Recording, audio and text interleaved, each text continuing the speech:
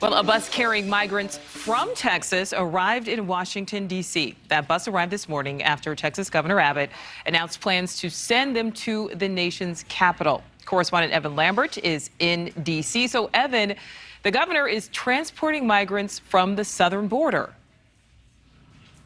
Nicole, yes, but keep in mind, this is all voluntary. Governor Abbott does not have the authority to move migrants without their permission. But the bus had dropped off just right here in front of this office building. This is an office building that houses offices for media outlets, including NewsNation. And this is also right between the train station and the nation's capital. Like 29 hours, more or less. I didn't count them, but about 29 hours.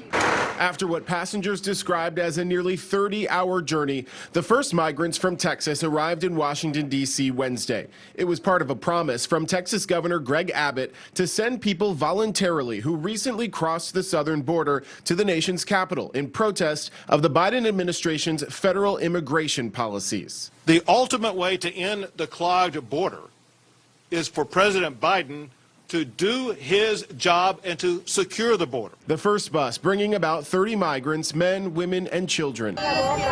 Outside Union Station, Catholic Charities connected them with resources and additional travel to reunite them with family or friends. Manuel, who is from Venezuela, spoke to NewsNation, saying he was trying to make his way to New York because he has friends there. The people who brought us were really good. We don't have any complaints. I've been through 14 countries, and now that we've arrived where we wanted, from here on out, the plan is to work, God willing, and little by little get out of the situation that we lived in our country, and bring my kids if I can. In the future, bring them because my family stayed in Venezuela. Abbott announced the busing to protest the end of the controversial plan at the border to prevent the spread of COVID.